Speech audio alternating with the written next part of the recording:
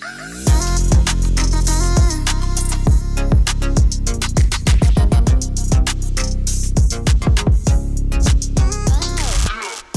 to the For Everyday Disciples podcast, where we share the good news of how much God loves us, how we respond in love to Him, and how we reflect His love to our neighbors. Hi, friends, and welcome to the For Everyday Disciples podcast by Wayfinders. I'm Giles. And I'm Alison. Well, Alison, it's been quite a season on the podcast because today is our final episode of season 2. Wow, it's hard to believe. And it's our first season of recording this together also. Right. I'm still thinking about what I really think about that. No, I'm just joking. What we were so excited about this season was really being able to invite you guys into conversations that we have on a regular basis in our living room. Right. And now exposing you to it. I don't know if you appreciated that or not, but for better or worse, it's happened. That's right. We've just invited you into what the kind of things that we talk about. But talking about the podcast, just talking about disciple making, what are we going to be talking about today? Sure. So today we're going to talk about a framework that we've been working on here at Wayfinders in the leadership development sort of area. And we'll talk about how that ties into discipleship in just a minute, but it's called Know-Grow-Sow. And it really is to help us become more intentional about becoming leaders who leave a legacy of positive leadership influence and lasting impact. So essentially, as a leader, how can we multiply ourselves into the next generation and also grow and learn ourselves? And that really, even just by that initial framework that you shared, it sounds a lot like disciple making, like what we talk about in disciple making.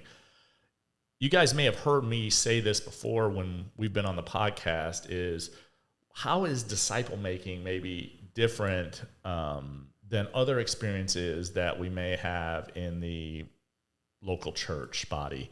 And one of the things that I always say is churches have a tendency to create followers while discipleship develops leaders. And so when we talk about leadership development or this know, grow, and sow, it really does relate to disciple making, because in disciple making, we're always talking about generational leadership and what does it mean for the next generation to go and make disciples. And so we really are working out of that framework all the time. So not only does that framework obviously relate to,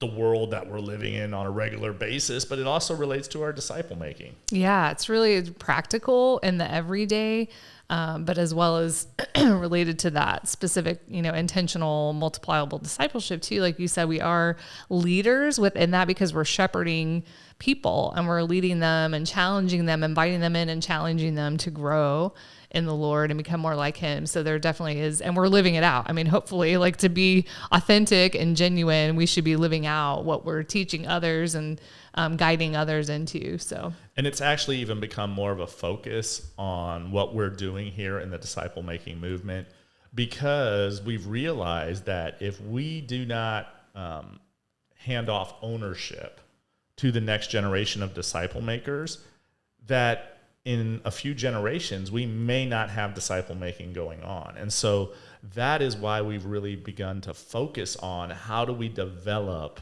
our disciples in their leadership qualities and their leadership principles. And just a couple weeks ago, I actually had a phone call with the disciples in Kenya. Several of them were on that.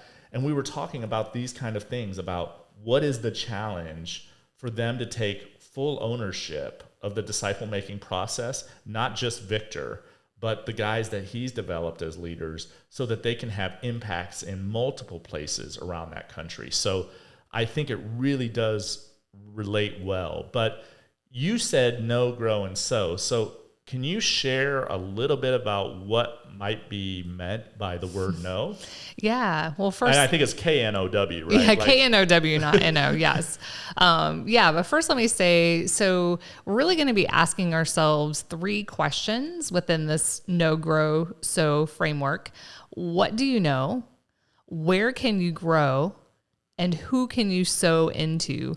And when you answer these questions for yourself, you can start being intentional about who you're leading and how you're leading and maybe some possible outcomes of that leadership. Because, we like to say around here, everyone's a leader, whether you hold a specific title, whether you hold a specific position, and let's say in a job, sometimes we think that, right? Like, oh, I'm not a CEO or I'm not C-suite. I'm not, and then we discount ourselves as being leaders.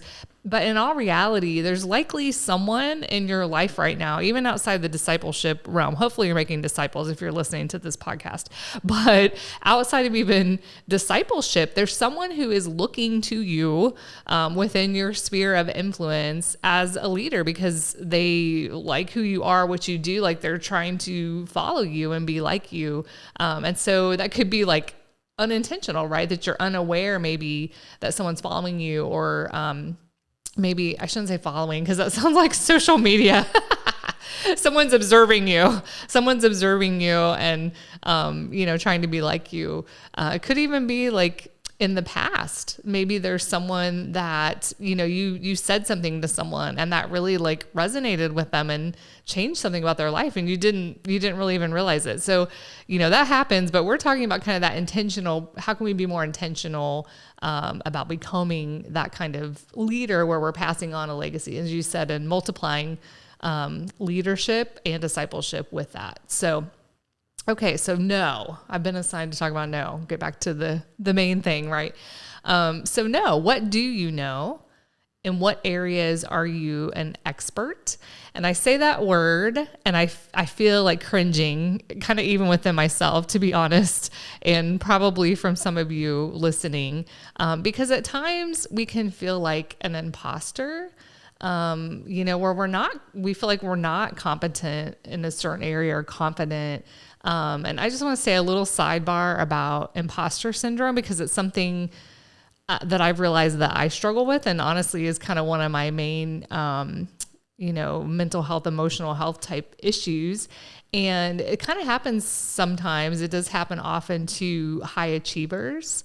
And it's really when it's a wrong assessment of yourself.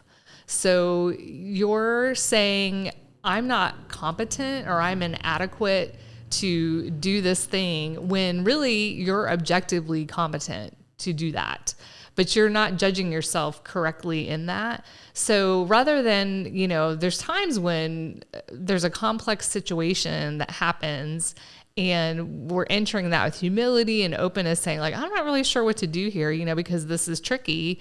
And there are times like that, but we're not talking about that kind of like humility. We're talking about when you're looking at yourself and you're judging yourself wrongly instead of looking at the situation and saying, well, this might be a little bit outside of the scope of, what I know or what I can do. So just wanted to throw that note in there. I think that happens to a lot of people. I think we can experience that. Well, I'm really an imposter. I don't actually really know anything, but you actually do. I was worried about this for myself until you put the qualifier of high achiever. And I was like, oh, okay, well, I don't need to worry about the imposter. It excludes me from the imposter syndrome. Well, it's not just high achiever.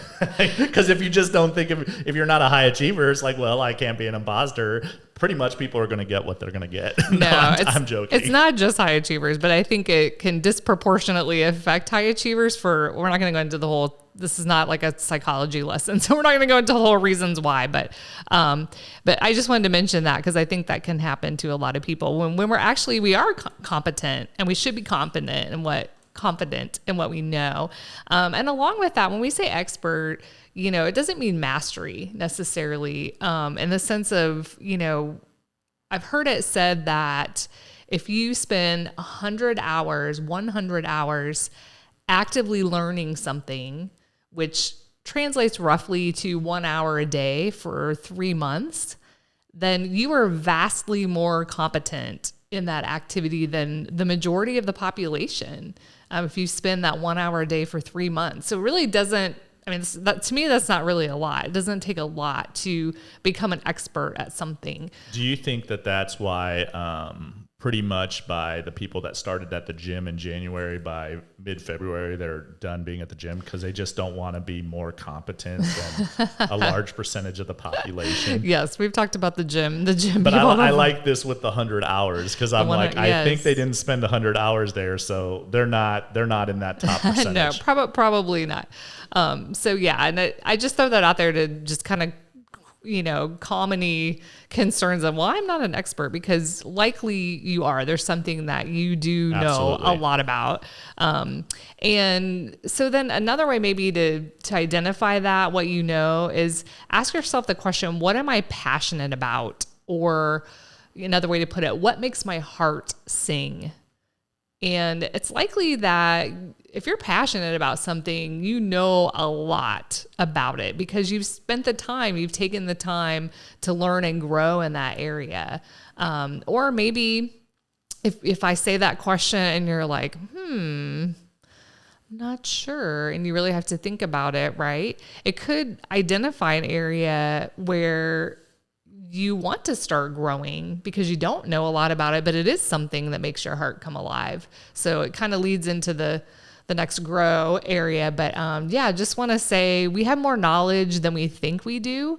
And maybe it's even a matter of, listing, I hate to put it in that category of competency, but maybe it's just listing, like, what do I know? What is an area? What's something that I do know a lot about in my life or in my work? And I think by even giving that, stat about 100 hours, that should really help people understand that they probably have more things that they know about than they actually think that they do. Right, exactly. I think too, when we talk about it's sort of like you're really setting the table for, you already are coming to the table being equipped in multiple ways, that you're not like totally not knowledgeable about stuff.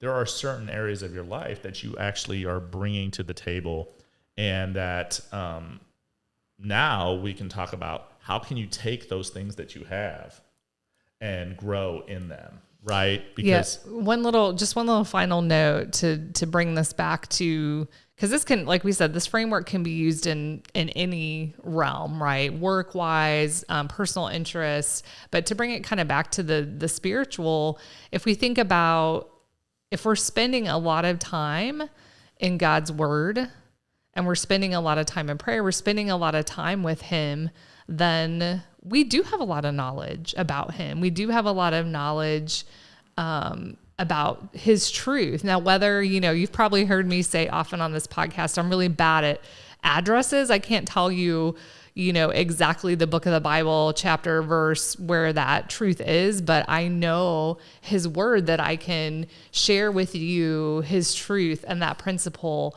And so I think it translates to this of, what do you know? If you spend time in his word and spend time with him, you do know, you have knowledge of his truth to speak into others. I have certainly seen that to be true in individuals that I have discipled.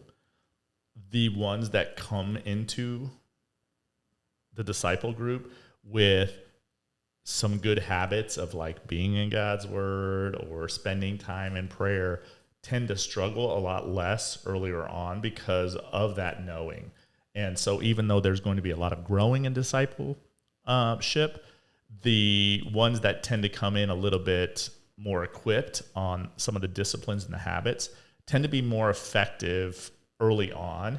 And the ones that don't, that's a little bit more of a struggle, because when you don't know something, it's almost like you have this accelerated learning curve that is taking place.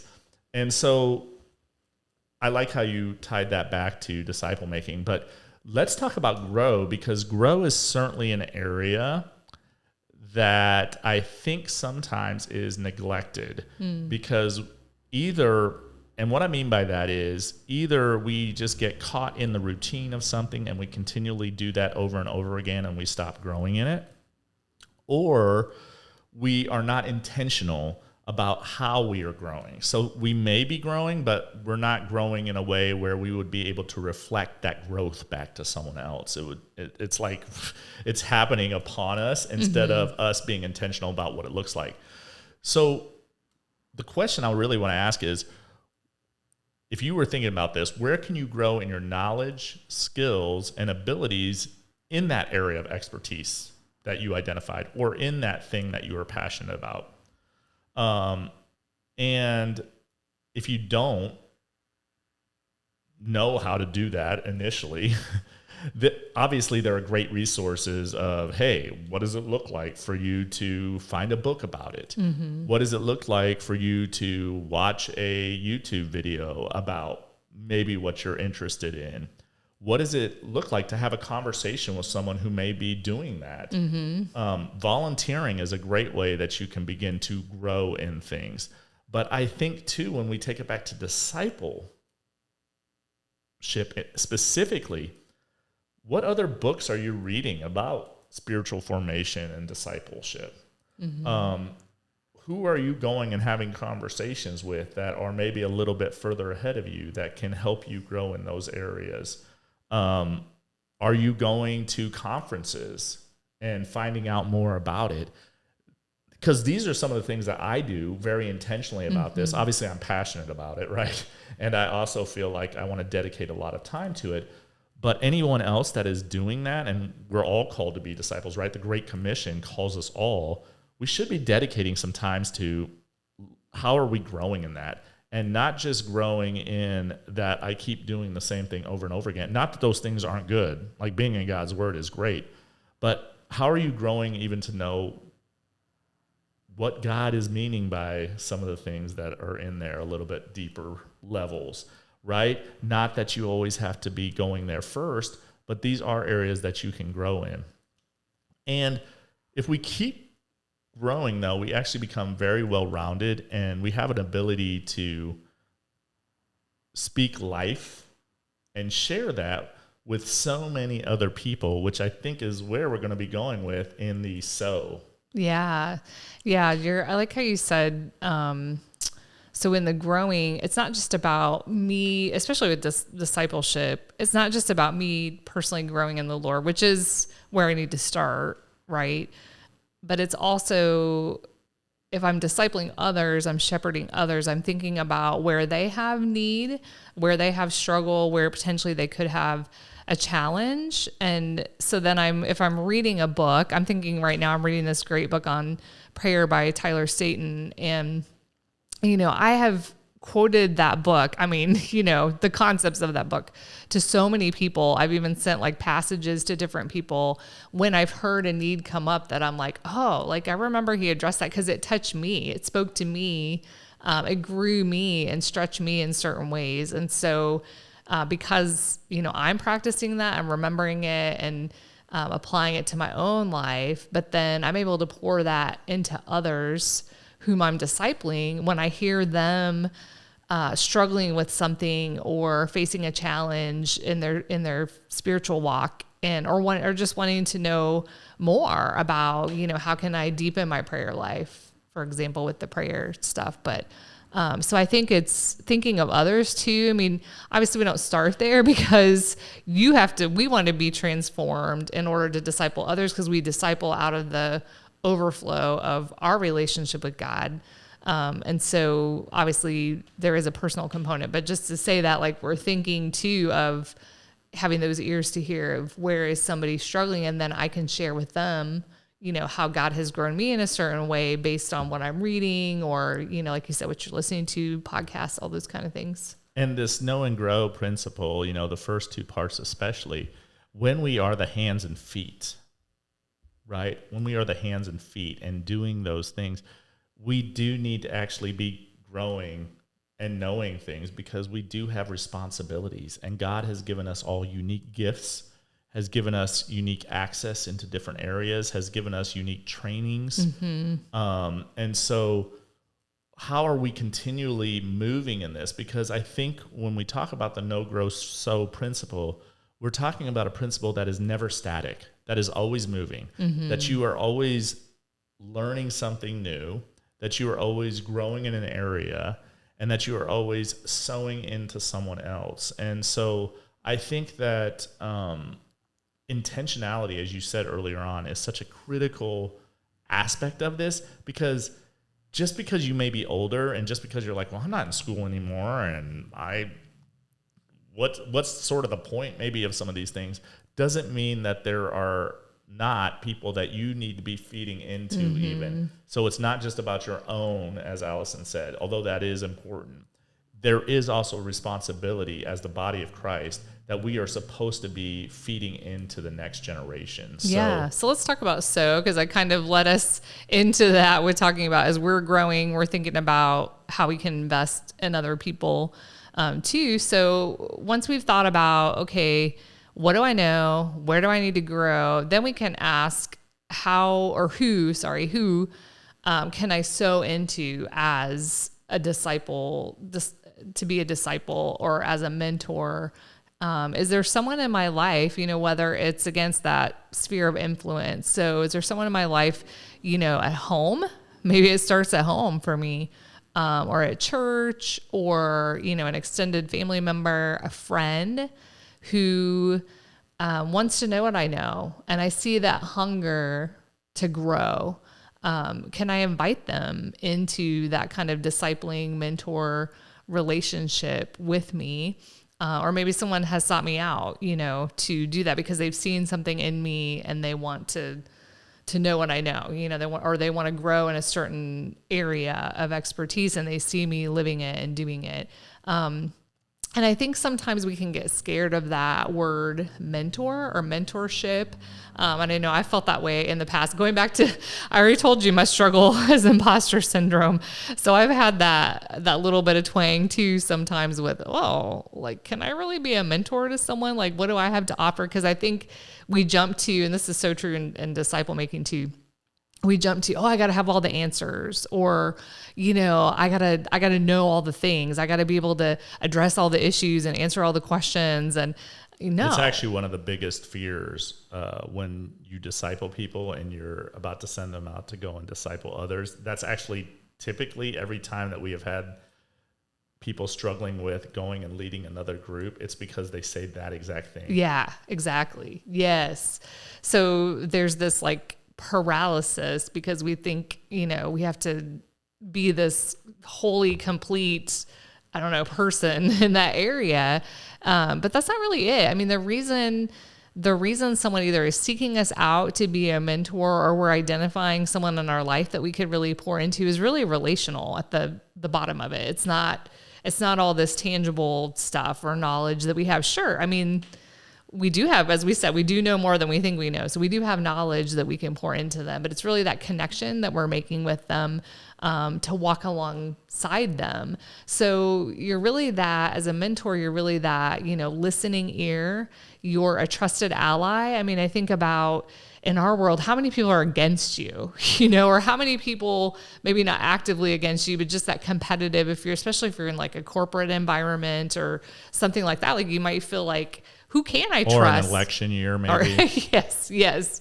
Who can I trust to give me advice, or to even say I'm struggling with something, or I'm finding something to be a challenge, So it's someone who you're a trusted ally for them, where you can listen to those struggles. You can, hear the challenges that they're facing.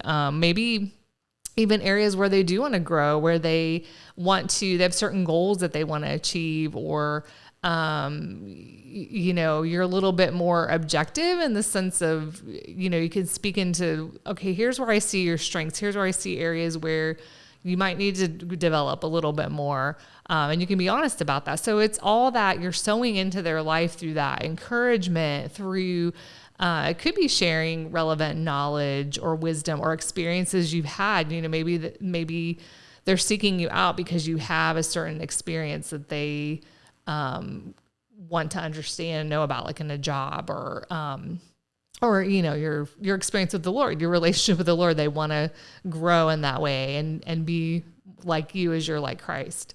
What would you say, as you're sharing about being a mentor or mentoring others?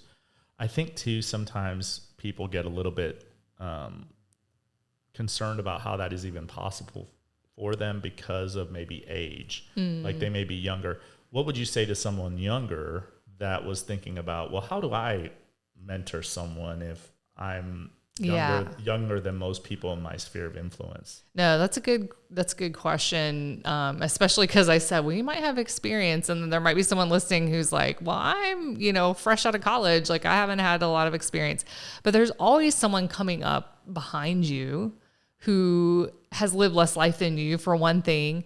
Or even if they haven't lived less life than you probably have a kind of knowledge even with someone else that they do not have. Yeah, because we're all unique, right? And God gives us unique opportunities and experiences, and he places us in different spots, right? And we're in different seasons of life. And there's so much texture and richness to each of our lives, regardless of your age. And so, even with the peer, you may have faced a situation, or you may have had a success, something has happened that you can share your wisdom with them, even if they're the same age. But then also the ones that are coming up behind you too, and that are not at that stage or season of life where you are. Again, because you don't have to know everything. You don't have to have experienced everything, or be this, like I said, CEO or, high profile leader or something to be able to pour into someone and speak wisdom to them. Because again, if we're talking about believers and growing in our faith together, we also have the Holy Spirit within us. So I was just having this conversation last night with someone. We were teaching this tool or framework to a group of people, and he was encouraging, pouring into someone else in the group and saying, you have everything you need to do this. She started a business and she wants to create this certain culture, and she has all these ideas, for her business. And he's like, you have everything you need within you right now because you have the Holy Spirit. And I thought that was such a good word. And how many times did Jesus say that to the disciples as well? That, don't worry about what you're going to say or if you're going to have access, or, don't worry about the words. Like, I'm going to give you the words to say in the moment. And so I think maybe I'm preaching to myself here, but we can't get so fearful about some of those things because we have the Spirit within us, and the Spirit will guide us into all truth and will give us the words to say to that person, to edify them, to build them up, to speak life into them, to encourage them, to guide them. And I like that too, because one of the things I know that in Alison and I try to be very intentional in the people that we disciple is that we create spaces and we create environments where we have multiple generations within disciple groups, because we have seen how mentorship works in those spaces. And interestingly enough, not just from the older people to the younger people, but a lot of times going the reverse way as well. But when you were sharing that thing about last night, I think that also speaks to a possibility for people in how do you mentor. Because one maybe is like, you could look at a disciple group and you could say, well, that is a set aside time and a space that you are bringing those people together to have conversations that is going to be a natural place for our mentorship to take place. But I think when you were just sharing that story, I was thinking, well, that was the first time that those two people have ever met. Yeah. And he was mentoring her in that space. And sometimes we just need to find ourselves in spaces where we are wanting to have authentic, real conversations. And then as people share, we may begin to understand that we have areas of that 100 hours or expertise that we can speak into them. And it may be a one-off. You may never even interact with them again, but a 30-second conversation can sometimes change the whole trajectory of a person's life. The other piece to that story is I caught like just a bit of it, but when he said that to her, he said someone had spoken that into him. So it was this generational, right? Like mentorship, like someone had spoken that into him as encouragement at some point in his life, and it impacted him. So he was able to then share that with her in the moment and she got really emotional about it. Like she needed to hear that, and she needed that encouragement. So I think it goes back to this know and grow, leading to the sow. Like we're equipping ourselves too, so that, and we're taking in, we have our own mentors, we're taking in knowledge and information and growing in that so that we can sow into others when we have that even 30-second moment. This is great. I just love talking about this because I just love talking about, I had shared the grow part because I always love talking about growth. But Alison, where are you right now? Is there something in your life right now that you are sort of in this movement of know, grow, and sow? And could you share that? Because I feel like hearing an example may really help people understand how this sort of plays out. Yeah, for sure. When I was thinking about that, as we've been talking, something that comes to mind in that spiritual, I don't want to say spiritual, discipleship kind of realm, is really emotional health. That area of emotional health for me is one of those sparked a passion within me. Also is something that makes my heart sing to be able to, I'm not a licensed counselor. I'm just going to put that disclaimer out there. I'm not a trained clinical psychologist or something like that, but to lead people into a deeper self-awareness and providing some advice and guidance and tools to help them grow closer to God by knowing themselves better has been something that, I've grown passionate about within the last, I don't know, probably 10 years, honestly. And so in the know area, I didn't know a whole lot about emotional health going into it. It's been an interest of mine. So I tend to read things related to that, even if it's just like an article online or something. So I had a little bit of knowledge, but I started to develop more knowledge through reading books, listening to podcasts, and just kind of tucking away. I'm a big note taker. Can I speak into the know a little bit though, maybe to give them a real tangible, like Alison and I, when we got back from Kenya, we went to some really great counseling. Oh yeah, true. And I think for both of us, first of all, we recognize the power of that, like of good counseling, especially this place was a Christian organization, but had real, doctors, as she said, licensed people, not right. Unlicensed people. But we saw how faith and emotional health really intersect, and especially in today's world, but even for us. Mm-hmm. And so I think that a part of our knowing and a part of your knowing was going through that experience, and that sort of planted a seed which made you even more interested in emotional health because you're like, wow, we really needed it. I imagine this is something that other people would need as well. Yeah, that's good. You're right, because I was kind of going into grow with what I was talking about. But yeah, the know part, that was kind of the launching point for me, for sure.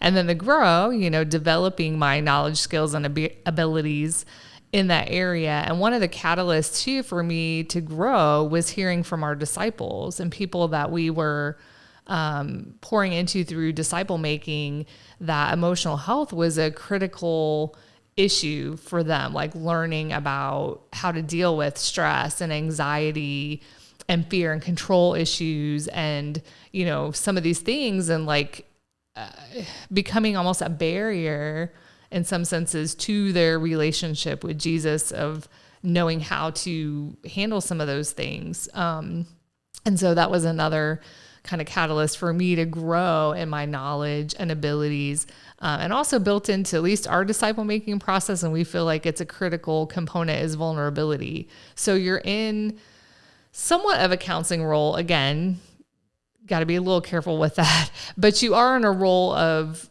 hearing where people are struggling and where they're growing in the Lord, and they're sharing some pretty vulnerable, deep things with you, and you have to know how to respond well, to be a good listener, all those kind of skills that we employ in this area. And so, so I'm still growing in it.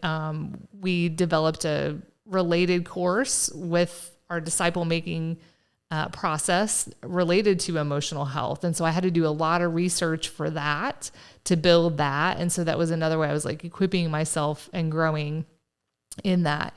And then so I think for me goes again to disciple making, that I'm using those things that I've learned and where I'm still growing and to pour into other people whom I'm mentoring or discipling. I'm applying that knowledge that I've learned and ways that I'm still growing to help them in their development and in their growth. I can think of a few people off the top of my head that I've shared those things with, of where I'm growing and learning in the area of emotional health to dovetail with their spiritual formation and helping them be disciples of Jesus too. So I love how you shared that too, because there are so many different ways that we can know, grow, and sow. Some of them may be more, how would I put this? Some of them are more like, well, I have a master's in practical theology in regards to a focus in disciple making and discipleship. So I had schooling, like, to go through a lot of those things. So there was this real, like, tangible, concrete thing. And a lot of you guys have schooling and a lot of different things that you have that kind of skill. But then when you shared about this emotional health, it was like a passion for you. Yeah, it was an interest. And I like how you shared. I don't have I'm not like I don't have a degree. License. I don't have a degree. Yeah. But it doesn't mean, though, that she hasn't dedicated a lot of time in reading books by really good Christian psychiatrists and psychologists, by watching videos of people like Henry Cloud and Pete Scazzaro, of people that know about these kind of things and about emotional health, and learning from those people. And so I think it shows us that we can have the very professional side of a Know-Grow-Sow process, but we can also have this other side where we're saying, hey, I really want to grow in this. I think I know a few things. And so that I can sow into other people. And I want that to be an encouragement, because it doesn't require a degree for you to be in the Know-Grow-Sow process. Yeah, especially in our world today, right? Everything's at our fingertips on our computer that we can easily obtain now. I mean, obtaining information and knowledge is not difficult for us in our day and age. And so we can learn. There are a lot of things we can learn on our own and be self-taught in that way. This whole conversation has made me think too about just the idea of servant leadership, both in the sense of, you know, as I'm learning, knowing, growing, sowing, I'm modeling that in my own life to others whom I'm serving and leading. And I'm serving them well too, by growing in my knowledge and growing in my ability to sow into them. So it kind of, to me, kind of parallels that model of servant leadership too, because I'm living it out before them, but then I'm also, because I'm living it out, I'm able to pour into them and serve them. So there's this, we talked about this, I think, before when we were talking about this framework, is it really expresses itself in kind of an other-centered way, you know, because Know and Grow can be very me-centered in some respects. That's a good point, yeah. So, but I think the sow obviously is like the other-centered, but it's all really other-centered in a way if I'm thinking about that, you know, being a servant leader. Yeah, and I'm thinking about it always in a discipling construct. So, wow, I think this has been a really great conversation and a really great end to this season, although we may have one bonus episode. But stay tuned. I think this is a really good thing for people to take with them. And if they have some time to really spend a little bit of time asking those questions, and I'll repeat them now, but asking those questions you asked early on of what do you know, right? Or what are you passionate about that you desire to know more about? Where can you grow? And who can you sow into? Because I think answering those three questions really can launch you into the next passion, the next thing that you can become someone that can not only grow in your own competency in it, but be able to speak life into others, and you never know where those conversations would go. Yeah, it's so good. Well, thank you guys for joining us this season, and praying you have a wonderful summer, and we will be back, I think, in the fall, right? At least, that's right. God willing, we say majaliwa in Swahili. So God willing, we will be back in the fall. I would tell you where you could hear us, but I'm figuring if you're actually listening to this podcast, you already know that you can hear us on certain platforms and you've already found it. Yes, exactly. So yeah, if you haven't, subscribe and you'll be notified when we have a new episode in a few months. So thank you guys for such a great season, and we look forward to speaking life into you and into the work that you do as you grow as everyday disciples.